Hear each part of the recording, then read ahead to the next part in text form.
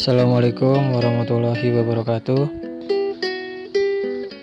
Saya Ariza Ferrari Raharjo.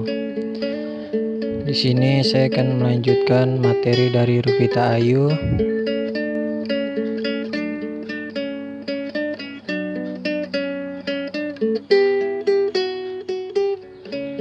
Dalam pendahuluan ada dua hal pokok.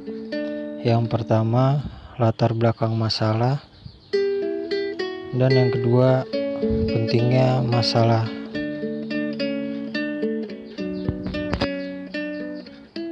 Latar belakang masalah itu sendiri di sini diungkapkan sebagai tulisan ya.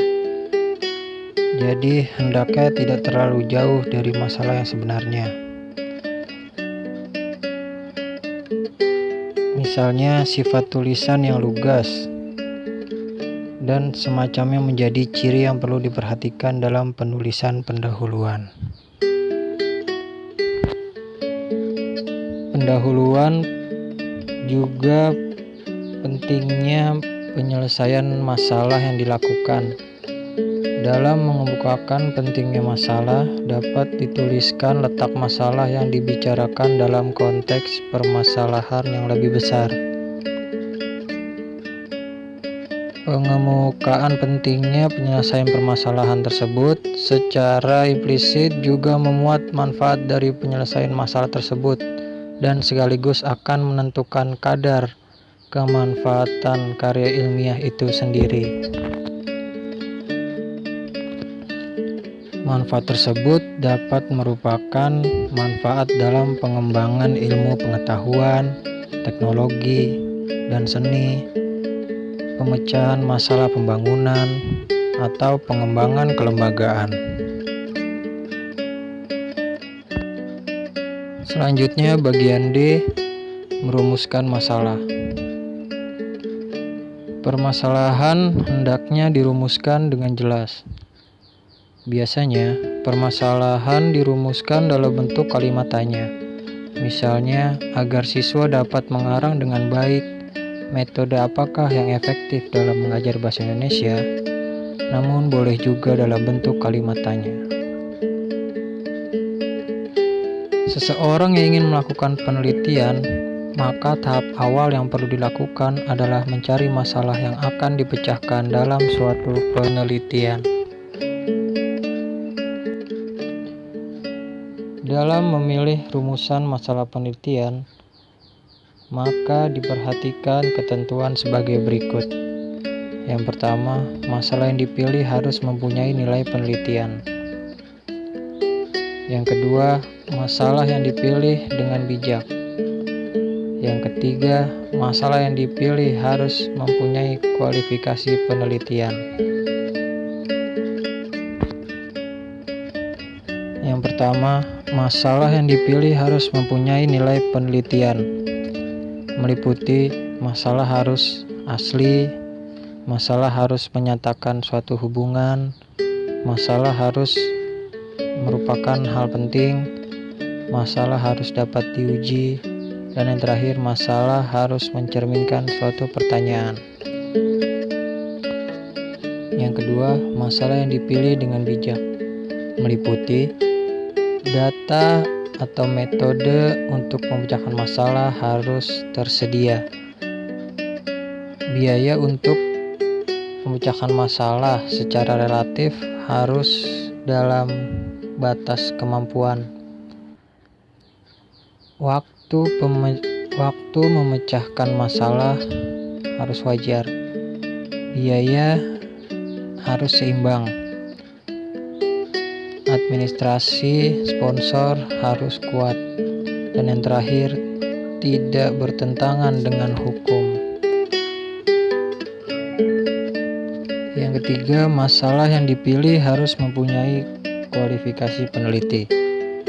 Meliputi menarik bagi peneliti. Masalah harus sesuai dengan kualifikasi peneliti.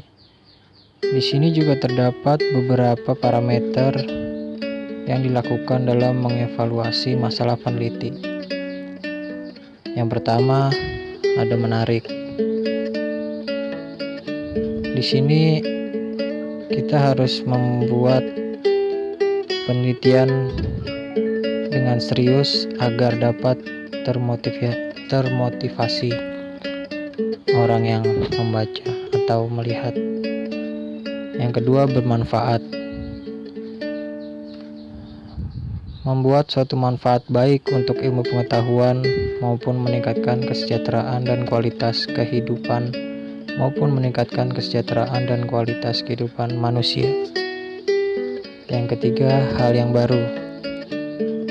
Dalam meneliti, kita harus membuat hal yang baru agar dapat memberikan solusi untuk semuanya. Yang keempat, dapat diuji atau diukur. Di sini penelitian kita sempurnakan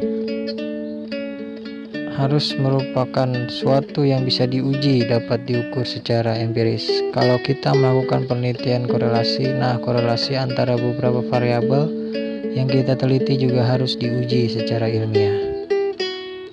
Yang kelima, dapat dilaksanakan. Di sini berkaitan dengan keahlian, ketersediaan data, kecukupan waktu, dan dana. Yang keenam, merupakan masalah yang penting. Ini agak sulit mengukurnya, tetapi paling tidak ada gambaran di kita bahwa jangan sampai melakukan penelitian terhadap suatu masalah yang tidak penting. Jadi kita melakukannya harus yang penting gitu, membuat penelitian.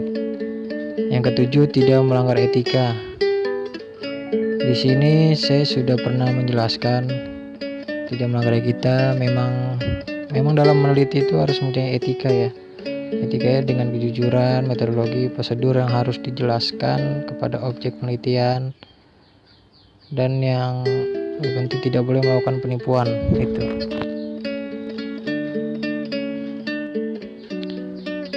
Perumusan masalah penelitian. Menurut Wirarta menambahkan bahwa ciri-ciri rumusan masalah yang baik adalah: yang pertama, ringkas, jelas, dan sederhana.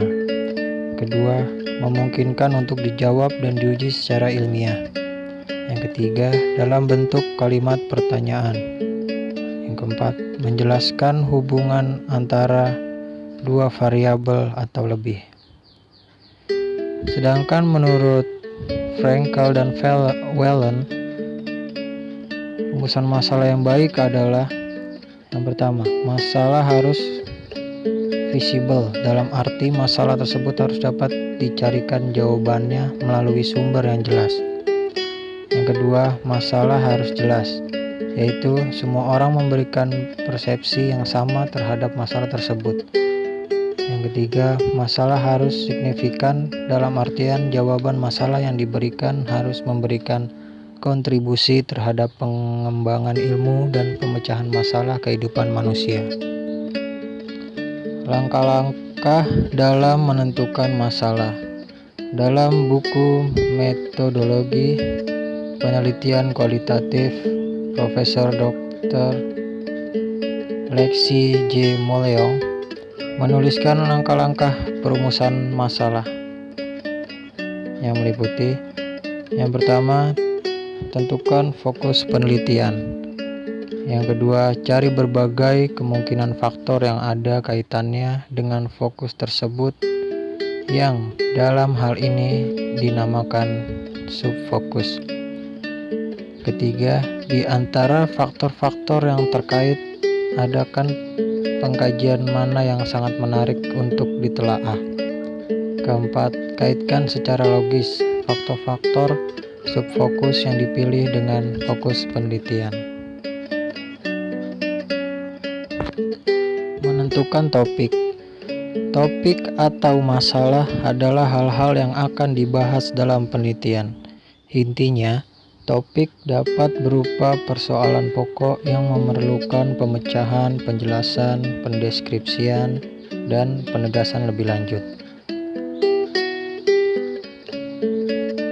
Ya, penjelasan dari saya hanya itu. Kurang lebihnya mohon maaf apabila ada kata-kata yang kurang berkenan. Materi selanjutnya akan dibacakan oleh Anjani Wulan. Terima kasih. Wassalamualaikum warahmatullahi wabarakatuh.